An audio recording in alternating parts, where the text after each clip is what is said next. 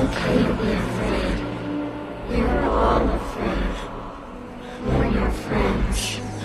We're everyone. In 2003, horror movies were having something of an identity crisis. The year saw a strange but entertaining mix. American remakes of Japanese ghost stories, self-aware slashers, I've been away from my children for far too long. and low-budget nastiness. Torture, trauma, and testosterone were in. Subtlety, not so much.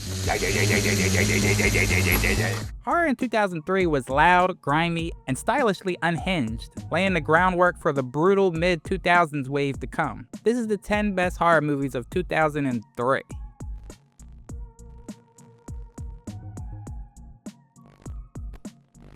If you like your horror with a side of psychological whiplash and a giant "wait, what?" moment, this movie is for you. 10 strangers get stranded at a rundown motel during a storm and start dying one by one.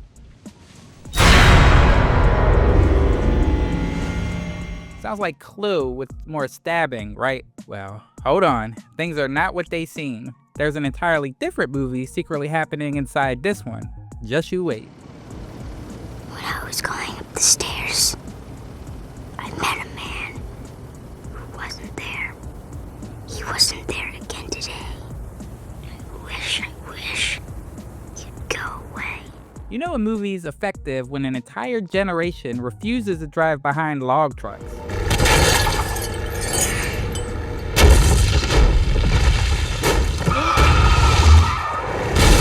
Final Destination 2 is the perfect sequel. Bigger deaths, wilder setups, and more Rube Goldberg-style carnage. It opens with a highway pileup so traumatic your soul might try to exit your body through your eyebrows. Death is still the most creative serial killer in cinema, and this time he's got a sense of humor. Safety goggles won't help you now.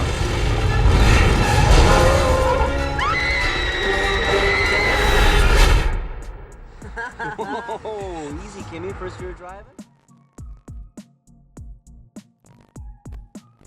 Ah yes, the goth opera where vampires and werewolves have been in a blood feud for centuries, but somehow still have excellent skincare and corporate hierarchy. Underworld is beautifully absurd. Everyone looks like they're about to drop the hottest darkwave album of the year. There are shootouts in churches, love triangles, and werewolf hybrids with the emotional maturity of a drumstick. It's not really scary, but it is 100% committed to being cool, and that counts for something.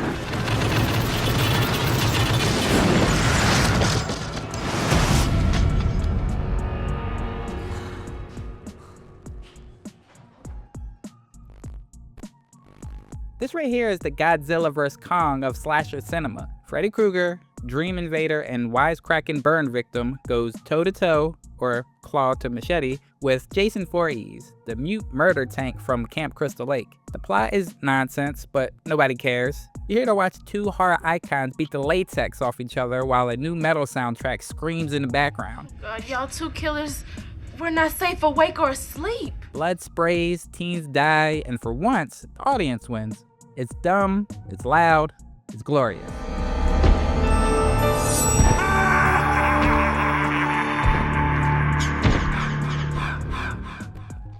This is the movie that taught us, do not take the scenic route. A group of attractive 20-somethings detour through the Appalachian Mountains and meet a family of inbred cannibals who make them instantly regret not investing in a GPS or mutant repellent. Wrong Turn is pure backwoods terror, grimy, brutal, and pleasingly straightforward. These mutants don't do monologues, they just hunt, kill, and decorate with skulls.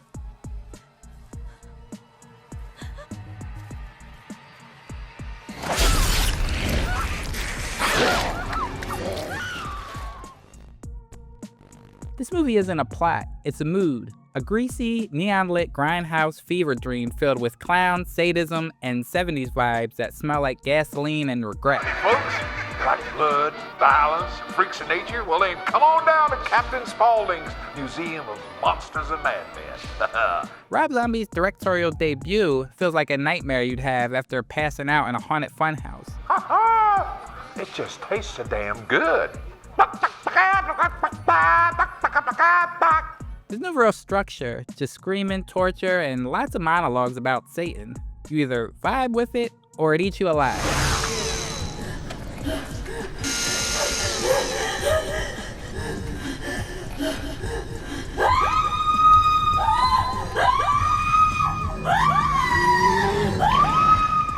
remake had no right being this good. It could have been another cash grab, but instead, it gave us a gritty, grimy, genuinely terrifying reimagining of the original Chainsaw Ballad of Doom. Leatherface is more menacing than ever, and the kills hit like a sledgehammer to your weekend plans. Also, R. Lee Ermey as the sadistic sheriff is just chef's kiss of discomfort. Come for the chainsaw, stay because you're too scared to move.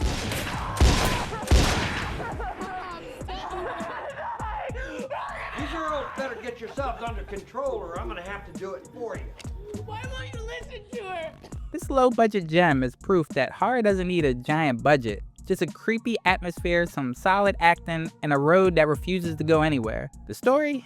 A family drives to grandma's house on Christmas Eve, takes a shortcut, and ends up trapped in an existential, ghost-ridden loop of doom. It's like Twilight Zone meets National Lampoon's Last Existential Crisis. It's funny, creepy, and surprisingly tragic. Like if your worst road trip became a cursed morality play.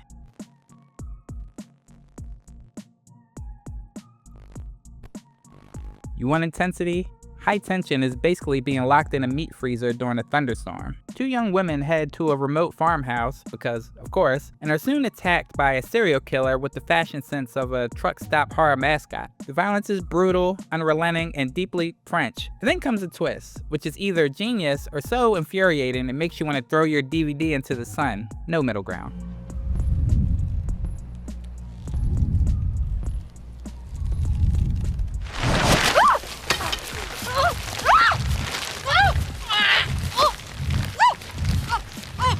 And now for something wholly elegant.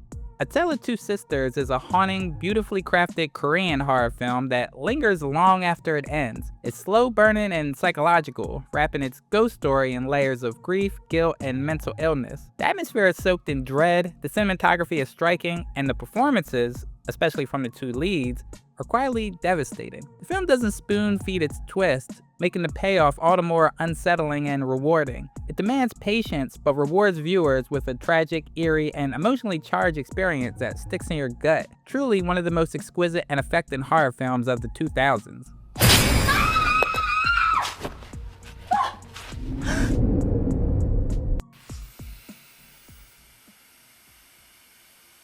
"2003 was a year horror threw subtlety out the window, said, let's get messy, and revved up a chainsaw.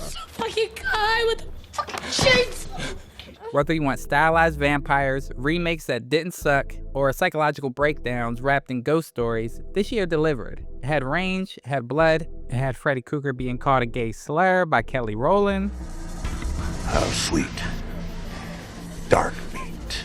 From twisty motel mindbenders to elegant Korean slow burns, from chainsaw rampages to existential car rides, horror in 2003 wasn't just diverse, it was deranged in the best possible way. Once again, guys, thanks for watching. Don't forget to share your favorite horror film of the year in the comments section below.